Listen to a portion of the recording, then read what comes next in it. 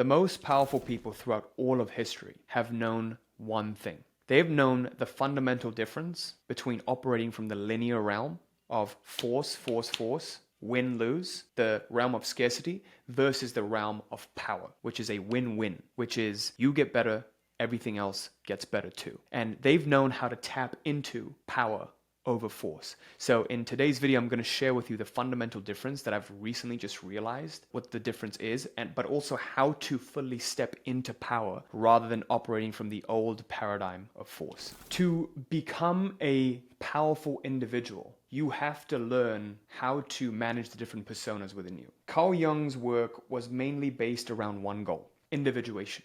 Learning how to accept the different parts of you. Because until you make the unconscious conscious, it will direct your life and you will call it fate. If there is a part of us that's living under the surface, it will run our lives and we will always be at the mercy of that which is unconscious. So the goal with Carl Jung's work was to shed light on every single part of us. And he believed there were many different archetypes that we had. There's the main archetype, which is the ego, the face, the mask that we wear to keep up with the Joneses. It's completely necessary. I'm not saying any part of this is bad, but every single archetype is necessary. There is the inner child that we have, the child that just wants to play, enjoy life. That persona was very, very strong when you were a kid. It's slowly weakened as the ego has gotten stronger. Then there is the masculine or feminine part of you. So if you are more identify as masculine, male, there is a counterpart to your psyche, the feminine, and vice versa. Then there is the shadow, the qualities that you hate, that you despise in other people, that you just cannot stand, the qualities that you hate and despise within yourself, the qualities that you've been taught as a child that are despicable. Don't even think about it. Don't even utter those words. You know, maybe if you've raised in a strict religious household, you know what I'm talking about. Those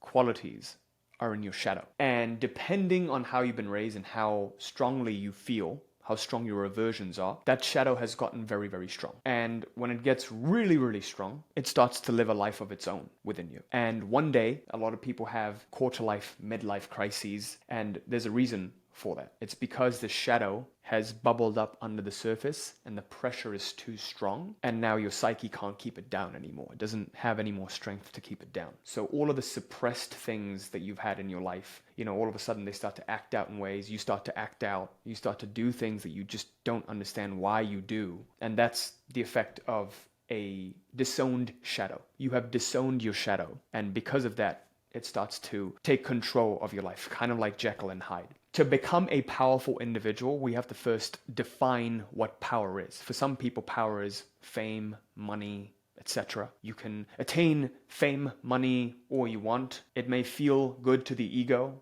The ego might feel safe, but to be honest, the more money you make, the more fame you get, the more accomplishment you get, the more you crave it. It never ends. Carl Jung's definition of a powerful individual was actualization, kind of like Maslow's hierarchy of needs, was individuation, which is living a whole and complete life, acknowledging that you have weaknesses, but becoming aware of these weaknesses. They are all accepted. Every single part of me accepted. If I have a negative thought and I don't know why I had this thought, it's accepted. If I'm beating myself up, that too is accepted. Every single part of us has full and complete acceptance. And when you start doing this work, at first, your partner might be very, very shocked. Like, oh, I haven't seen this part of you before. And because they haven't experienced this part of you before, they will become very, very uncomfortable with it. But they need to know that this part of you exists. If you're having thoughts of infidelity or whatever it is, these are just thoughts, but you're shedding light to them. Brene Brown talks about this. When there is shame, that shame creates a shadow. Shame is us judging ourselves. Guilt is us judging our actions. Shame is I am bad. Guilt is what I did was bad.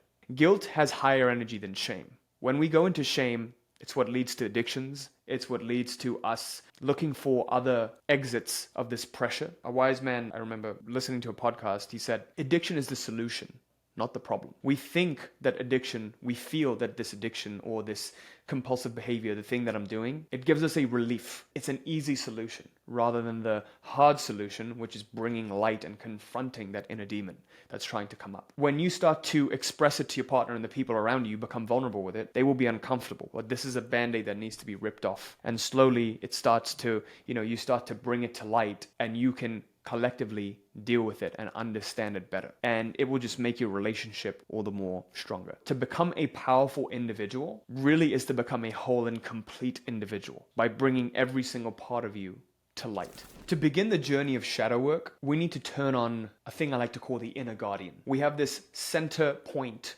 of awareness, and I teach my clients this, learning how to center yourself. Because when you're in the picture, you can't see the frame. The only way you can see the frame is when you take a step back, when you take a 30,000 foot view and you realize, I'm not this character. I'm not any single persona. These are all parts of me. These are all parts of this whole being. And so there is a watching that happens. Within this watching, you have to realize the difference. There is consciousness, which is I am, and there is awareness, which is I see that I am. You see the difference? Consciousness is I am this. Awareness is I can see that I am this. There is a watching of consciousness. Awareness is the watching of consciousness. So when we step into awareness, take a step further back into more of an observer, witness, and watching. Acceptance is our natural form. Full acceptance can only happen when there is unbiased, unadulterated watching. The first step is to watch everything. You watch your dreams. You notice what comes up in dreams. You watch what triggers you. You watch what makes you angry throughout the day. You watch what gives you aversions. You watch what you love. And the flip side of it, what you would hate. And every single, all the content of those is being watched and questioned.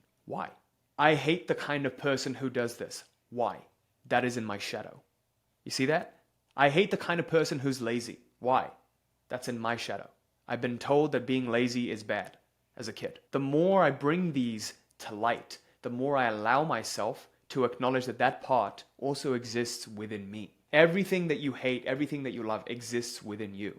This whole world is internal. So the very first step, and really the most important step, is just watching and observing and questioning, not judging. When we judge, we fall unconscious. When we judge, we step out of awareness because now we have identified with one position, and so we shun out, we disown the other position. So watching without judgment. Once you've begun watching and observing, you'll notice that there will be more of a sense of ease and peace about you.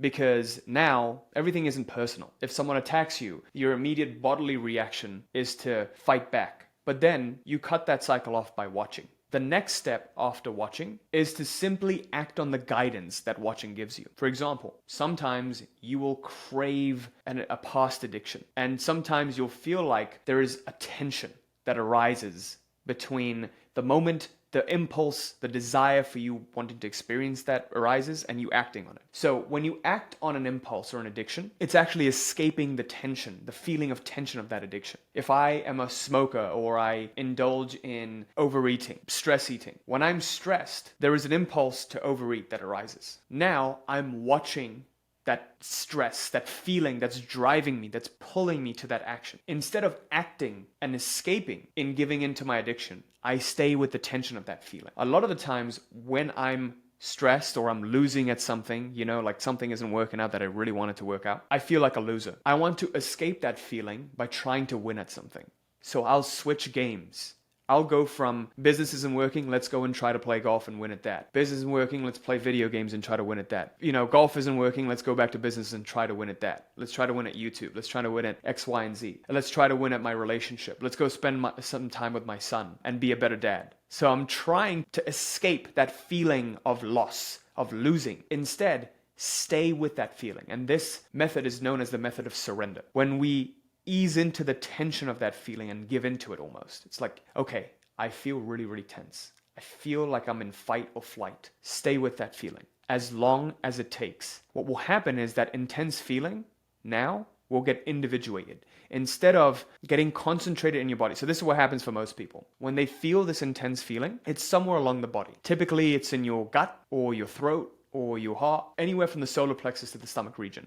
It's very concentrated. For people, when they escape, that concentrated feeling gets buried. It sinks into the subconscious, and then it starts to show up in your life in other undesired circumstances that manifest. On the flip side, if I use the method of surrender and I feel into that feeling of loss, that pain within my gut or wherever it is, I allow myself to feel into it. What happens is that pain starts to spread throughout the body. It gets lighter. Instead of being concentrated on one point, it dissolves within the body. And when it dissolves, it can get transmuted into higher and higher feelings. So David R. Hawkins had this great diagram. It talks about the levels of consciousness. The neutral level is the level of 200 of courage. Most people, when they're in fear, anger, shame, guilt, they're below that neutral level. Below the neutral level is life-threatening. It destroys life. It's a place of force. Above the neutral level is life-supporting. When we're in reason, we're in love, and we're in joy, it moves us up. So when we take these lower feelings that's occurring throughout our whole body, the anxiousness, the tenseness, and we just surrender into them, we feel them,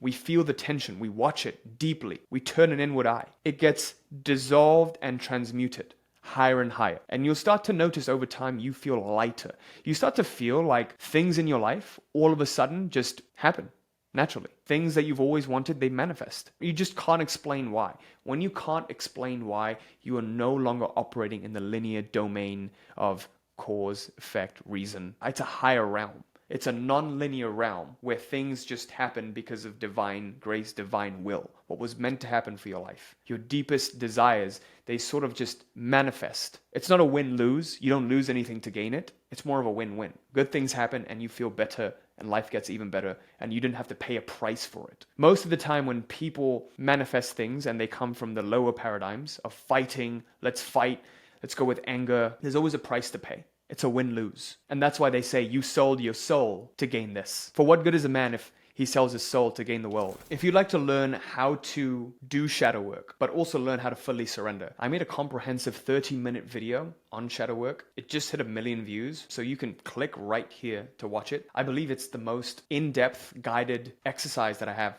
on my channel, and a lot of people are benefiting from it. So you can just click right here to access it, and I'll see you right now. Thanks.